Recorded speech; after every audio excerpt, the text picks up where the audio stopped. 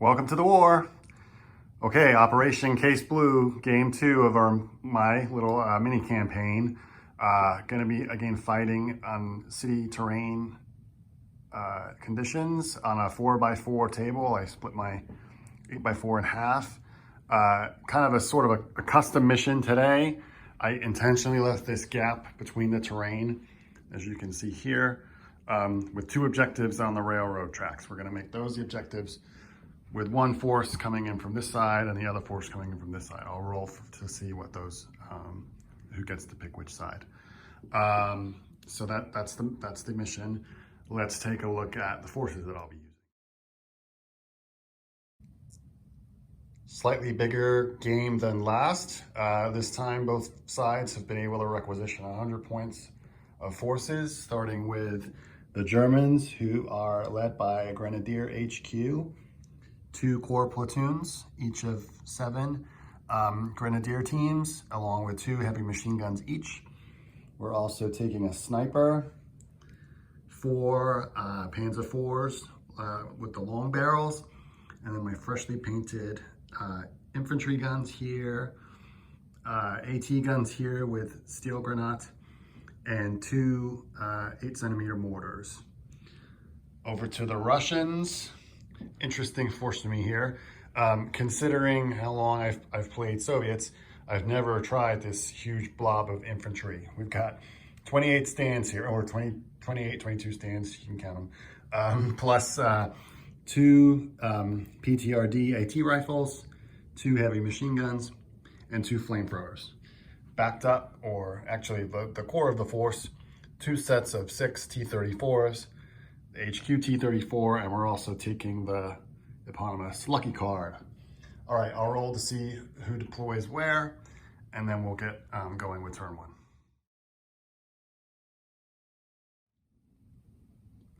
Both forces have deployed. The Russians got to choose based on the dice roll. They chose this side. A little more clarity around, I guess, the mission. It's all in my head, but I should probably speak to it. I'm imagining this is going to run, or I'm going to play this to 6 turns. I'll be amazed if this lasts that long, quite honestly.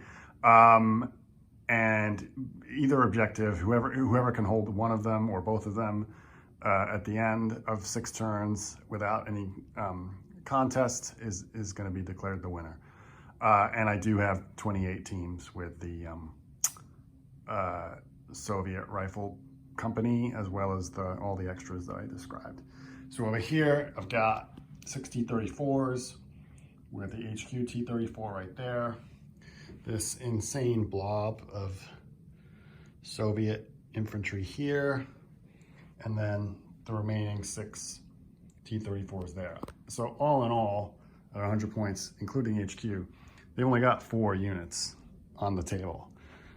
Over to the Germans, and on the left flank, we've got Grenadiers with 2 heavy machine guns here and here, backed up by the command team there. I put the infantry guns here, giving them a good field of view to that objective. And, oh, I guess they can't. Can they see that? They can. Yep, they can. Put the 2, oh my gosh, they're super camouflaged in that building, right? That's kind of cool. Got the 2 8cm mortars there. I did look up the rules. It didn't say you can't shoot artillery off a roof. I figure as it's a man-packed gun, is that even a term anymore? That they would be able to shoot mortars from up there. And then the AT guns here, looking to get a good field of view or a good field of fire down there. And then the Panzer IVs off over here on the right flank, looking to do battle with the T-34s there. Keeping the sniper in reserve. Now, a word of my comment on this, or commentary on this, if according to the rules, any unit that gets hit by a sniper becomes automatically pinned. That seems absolutely bonkers to me, that a sniper would be able to delay that whole thing. Tell me what you think in the comments. I'll play it as it's written right now. I hope that doesn't have too much of an impact on the game, but I have a feeling that it will. All right, let's see who gets turn 1, and we'll go from there. Super quick turn one for the Soviets. 6 T-34s on this left flank advanced, along with the HQ. The rifle company dug in successfully, and this unit of T-34s advanced. Was able to take one shot at the infantry guns over there, but missed.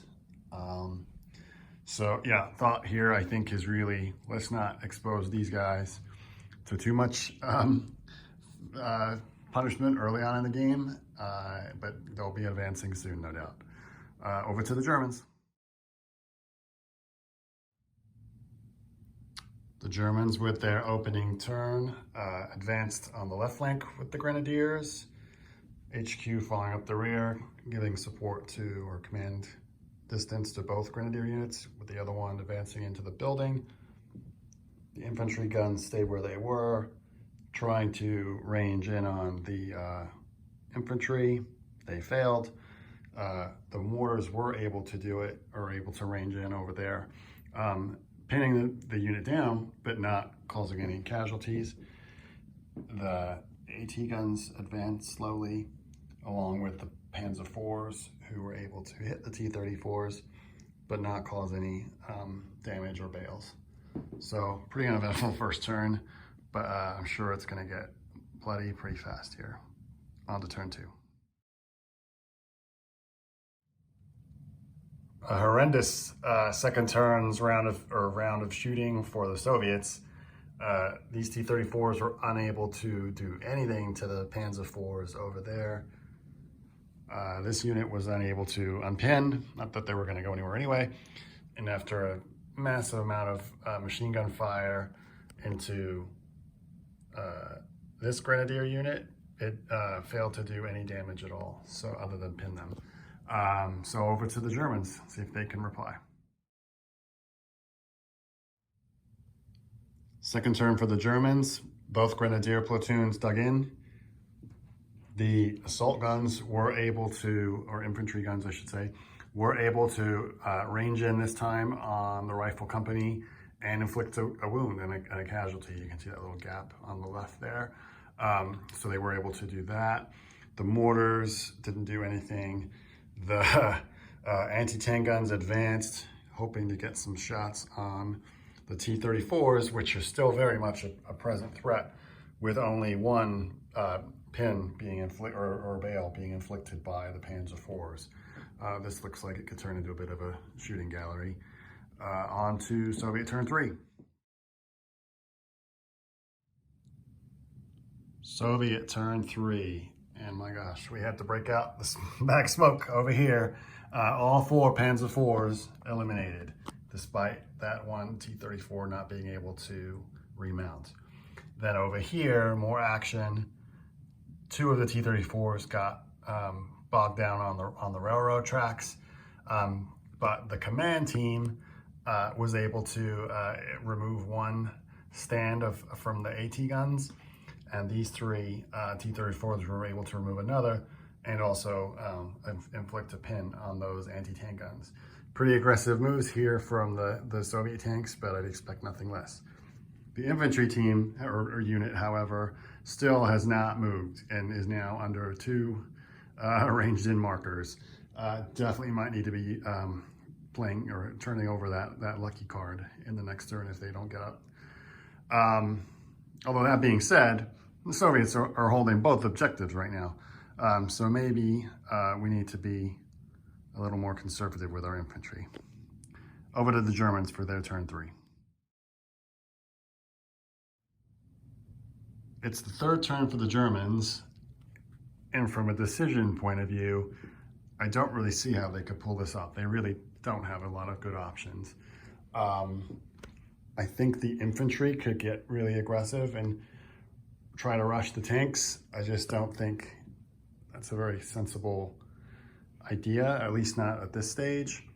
I did shoot the infantry guns at the T-34s, but was unable to do anything. That was fairly ineffective. The mortars did their same mortaring thing. Again, fairly ineffective. And then the AT guns shooting with their pinned rate of fire, were able to bail that HQ tank, but again, really not making any kind of impact on the grander scheme of things when the Soviets have so many operational tanks. We'll see. On to Soviet turn 4. Soviet turn 4, and another good round of rolling for the Russians. The Strokovny Rifle Company was able to unpin themselves and dashed forwards. I did turn in the lucky card for the HQ T-34, who got around the side of the AT guns and machine gunned them and assaulted them out of the game. And then these T-34s, still leaving one of them behind here, bogged down, but we're able to rush ahead and shoot and assault into the infantry guns, eliminating 3 of them and causing one of them to disengage and still be pinned. So quite a strong turn for the Soviets. On to German turn 4.